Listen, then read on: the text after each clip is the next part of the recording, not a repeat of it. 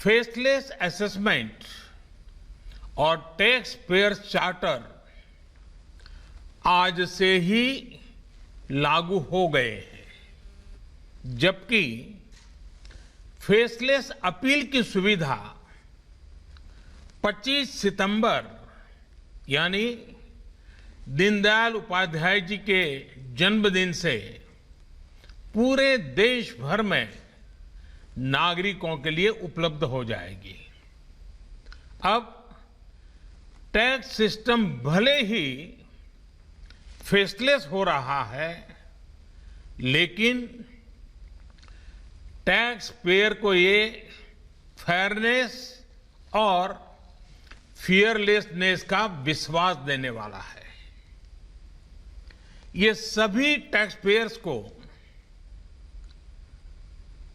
इस महत्वपूर्ण तोहफे के लिए मैं बहुत बहुत बधाई देता हूं और इनकम टैक्स विभाग के सभी अधिकारियों को, हर छोटे मोटे कर्मचारी को भी बहुत बहुत शुभकामनाएं देता हूं। साथियों, बीते 6 वर्ष में हमारा फोकस रहा है बैंकिंग द अनबैंक,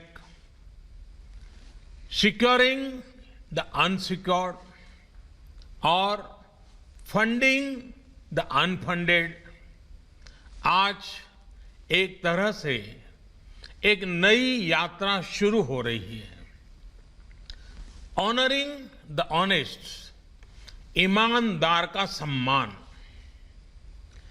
देश का ईमानदार टैक्स पेयर राष्ट्र निर्माण में बहुत बड़ी भूमिका निभाता है। जब देश के ईमानदार टैक्स पेयर का जीवन आसान बनता है, वो आगे बढ़ता है, तो देश का भी विकास होता है, देश भी आगे बढ़ता है। साथियों, आज से शुरू हो रही नई व्यवस्थाएं, नई सुविधाएं मिनिमम गवर्नमेंट, मैक्सिमम गवर्नेंस, इसके प्रति हमारी प्रतिबद्धता को और मजबूत करती है। ये देशवासियों के जीवन से सरकार को, सरकार के दखल को कम करने की दिशा में भी एक बड़ा कदम है। साथियों, आज हर नियम कानून को, हर पॉलिसी को प्रोसेस और पावर सेंट्रिक अप्रोच से बाहर निकालकर उसको पीपल सेंट्रिक और पब्लिक फ्रेंडली बनाने पर बल दिया जा रहा है। ये नए भारत के नए गवर्नेंस मॉडल का प्रयोग है और इसके सुखद परिणाम भी देश को मिल रहे हैं। आज हर किसी को ये एहसास हुआ है कि शॉर्टकट्स ठीक नहीं है। और हमारे यहां तो रेलवे स्टेशन पे लिखा जाता है, shortcut will you cut you short. गलत तौर तरीके अपनाना सही नहीं है। वो दौर अब पीछे चला गया है। अब देश में माहौल इस ओर आगे बढ़ रहा है कि कर्तव्य भाव को सर्वोपरि रखते हुए सारे काम होने चाहिए। सवाल यह है कि ये बदलाव आखिर कैसे आ रहा है? क्या ये सिर्फ सख्ती से आया है? क्या ये सिर्फ सजा देने से आया है? जी नहीं, बिल्कुल नहीं। इसके अगर मोटे मोटे तौर पर मैं कहूं तो 4 बड़े कारण हैं। पहला, पॉलिसी ड्रिवन गवर्नेंस।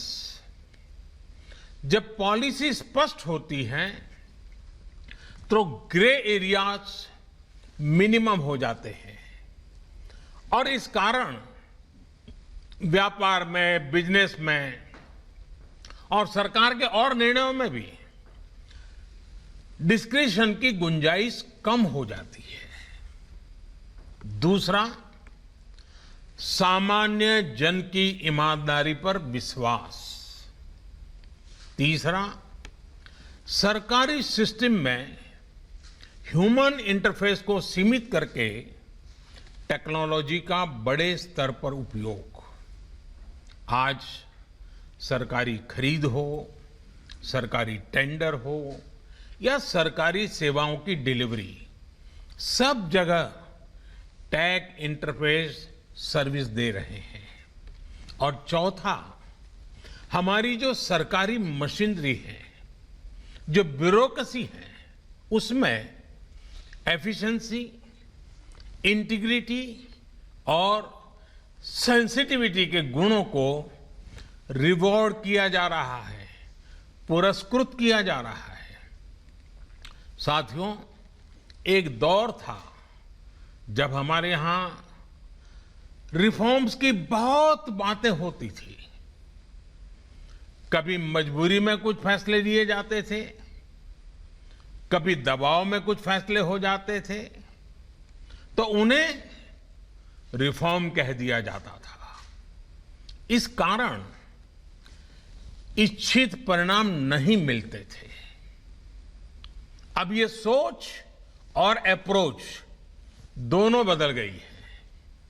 हमारे लिए रिफॉर्म का मतलब है रिफॉर्म नीति आधारित हो, टुकड़ों में नहीं हो, होलिस्टिक हो और एक रिफॉर्म दूसरे रिफॉर्म का आधार बने, नए रिफॉर्म का मार्ग बनाए।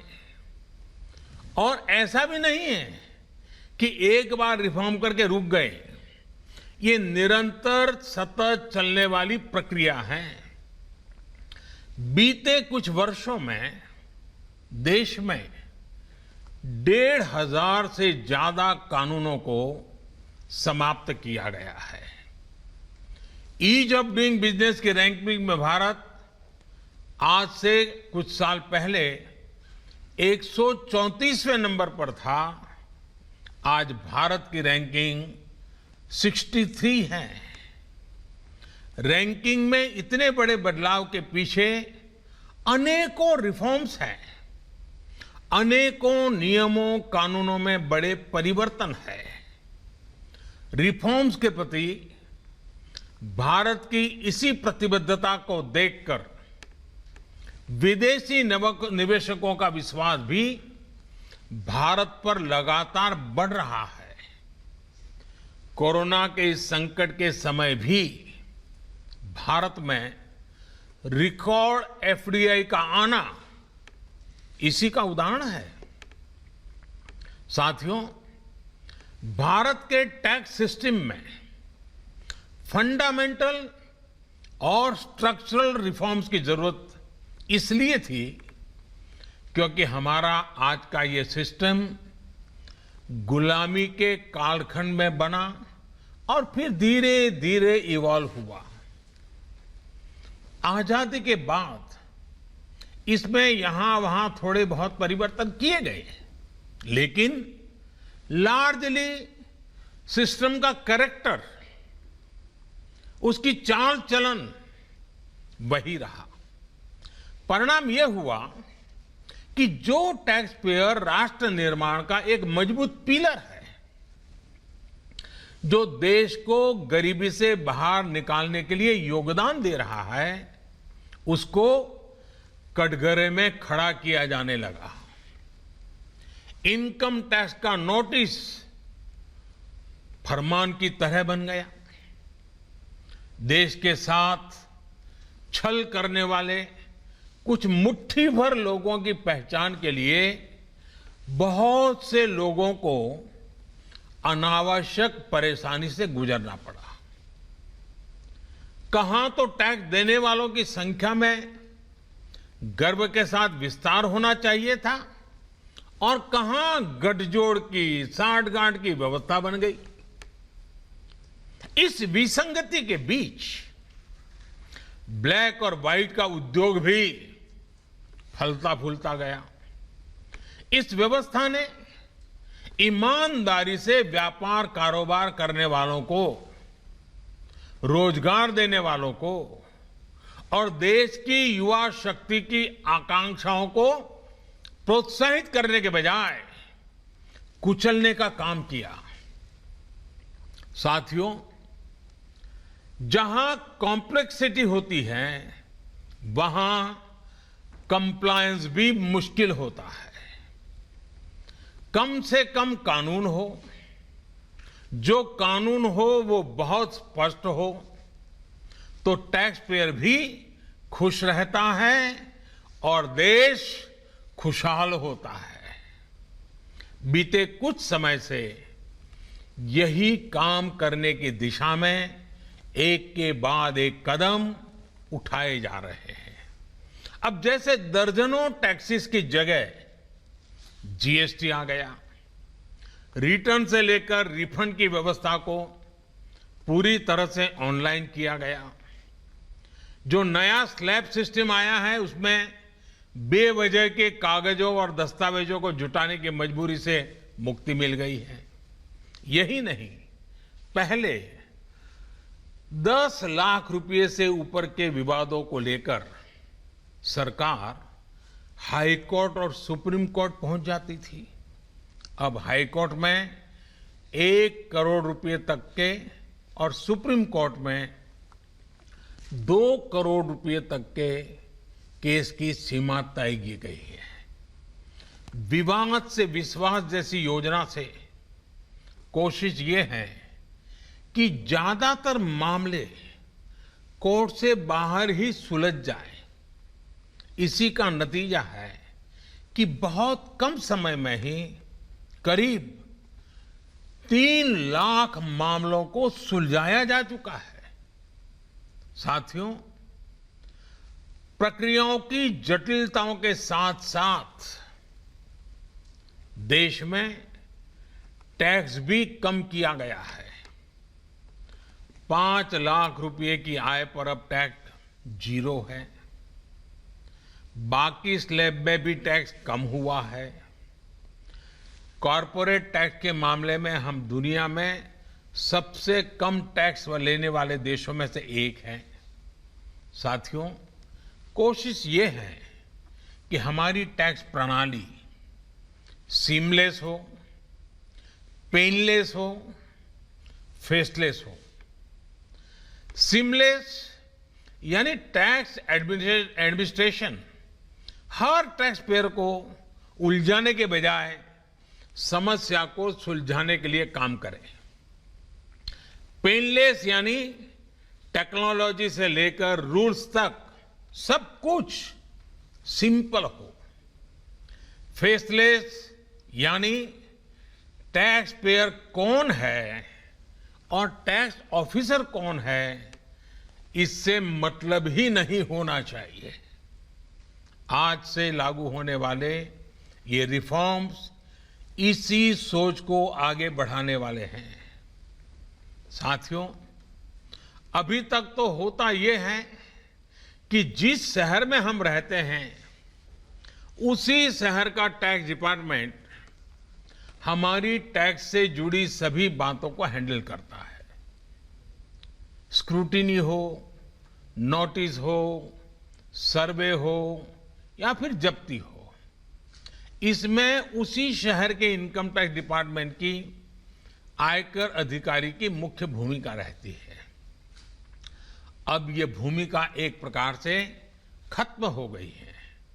अब इसको टेक्नोलॉजी की मदद से बदल दिया गया है। अब स्क्रूटिनी के मामलों को देश के किसी भी क्षेत्र में किसी भी अधिकारी के पास रैंडम तरीके से आवंटित किया जाएगा। अब जैसे मुंबई के किसी टैक्स पेयर का रिटर्न से जुड़ा कोई मामला सामने आता है तब इसकी छानबीन का जिम्मा मुंबई के अधिकारी के पास नहीं जाएगा, बल्कि संभव है कि वो चेन्नई चला जाए, गुवाहाटी चला जाए, रायपुर चला जाए, अहमदाबाद चला जाए। वो फेसलेस टीम के पास जा सकता है और वहां से भी जो आदेश निकलेगा उसका रिव्यू किसी दूसरे शहर, कहीं जयपुर हो जाएगा, बेंगलुरु हो जाएगा, चेन्नई हो जाएगा, कोची हो जाएगा, वहां की टीम करेगी। अब फेसलेस टीम कौन सी होगी, इसमें कौन होगा, ये भी कंप्यूटर रैंडमली तय करेगा और ये प्रक्रिया भी बार बार उसमें बदलाव होता रहेगा। साथियों, इस सिस्टम से करदाता और इनकम टैक्स दफ्तर को जान पहचान बनाने का, प्रभाव और दबाव का मौका अब जीरो हो गया। सब अपने अपने दायित्व के हिसाब से काम करेंगे। डिपार्टमेंट को इससे लाभ ये होगा कि अनावश्यक मुकदमेबाजी बचेंगे उससे। दूसरा, ट्रांसफर पोस्टिंग में लगने वाली गैर जरूरी ऊर्जा से भी अब राहत मिलेगी। इसी तरह टैक्स से जुड़े मामलों की जांच के साथ साथ अपील भी अब फेसलेस होगी। साथियों, इस एक महत्वपूर्ण रिफॉर्म के साथ साथ आज भारत एक बहुत महत्वपूर्ण कदम उठा रहा है और वो है टैक्स पेयर चार्टर। ये टैक्स पेयर चार्टर भी देश की विकास यात्रा में बहुत बड़ा कदम है और टैक्स पेयर के लिए अधिकार और कर्तव्य दोनों को संतुलित करने का और सरकार की जिम्मेवारी पक्की करने का ये बहुत अहम कदम है। टैक्स पेयर को इस तरह का सम्मान और सुरक्षा देने वाले दुनिया में बहुत कम देश है, गिने चुने देश हैं। लेकिन अब भारत भी इस महत्वपूर्ण कदम की ओर अपने आप को ले जाकर के उसमें शामिल हो गया है। अब टैक्स पेयर को उचित, विनम्र और तर्कसंगत व्यवहार का भरोसा दिया गया है। यानी आयकर विभाग को अब टैक्स पेयर की डिग्निटी का संवेदनशीलता के साथ ध्यान रखना होगा। अब टैक्स पेयर की बात पर विश्वास करना होगा। डिपार्टमेंट उसको बिना किसी आधार के ही शक की नजर से नहीं देख सकता। अगर किसी प्रकार का संदेह है भी तो टैक्स पेयर को अब अपील और समीक्षा का भी अधिकार दिया गया है। साथियों, अधिकार हमेशा दायित्वों के साथ आता है, कर्तव्यों के साथ आते हैं। इस चार्टर में भी टैक्स पेयर से कुछ अपेक्षाएं की गई हैं। टैक्स पेयर के लिए टैक्स देना या सरकार के लिए टैक्स लेना ये कोई हक का, अधिकार का विषय नहीं है, बल्कि ये दोनों का दायित्व है, जिम्मेवारी है, कर्तव्य है, रिस्पॉन्सिबिलिटी है। टैक्स पेयर को टैक्स इसलिए देना है क्योंकि उसी से सिस्टम चलता है। देश की एक बड़ी आबादी के प्रति देश अपना फर्ज निभा सकता है और उज्जवल भविष्य की ओर कदम भी रख सकता है। इसी टैक्स से खुद टैक्स पेयर को भी तरक्की के लिए, प्रगति के लिए बेहतर सुविधाएं और इंफ्रास्ट्रक्चर मिल पाता है। वहीं सरकार का ये दायित्व है कि टैक्स पेयर की पाई पाई का सदुपयोग करे। ऐसे में आज जब करदाताओं को सुविधा और सुरक्षा ये दोनों मिल रही हैं, तो देश भी हर टैक्स पेयर से अपने दायित्वों के प्रति ज्यादा जागरूक रहने की अपेक्षा करता है। साथियों, देशवासियों पर भरोसा, इस सोच का प्रभाव कैसे जमीनी पर नजर आता है, ये समझना भी बहुत जरूरी है। वर्ष 2012-13 में जितने टैक्स रिटर्न होते थे, उसमें से 0.94% की स्क्रूटनी होती थी। वर्ष 2018-19 में ये आंकड़ा घटकर 0.26% पर आ गया है। यानी केस की स्क्रूटनी करीब करीब 1/4 हो गई है, 4 गुना कम हुई है। स्क्रूटनी का 4 गुना कम होना अपने आप में बता रहा है कि बदलाव कितना व्यापक है। साथियों, बीते 6 वर्षों में भारत ने टैक्स एडमिनिस्ट्रेशन में गवर्नेंस का एक नया मॉडल विकसित होते देखा है। We have decrease complexity, decrease taxes, decrease litigation, increase transparency,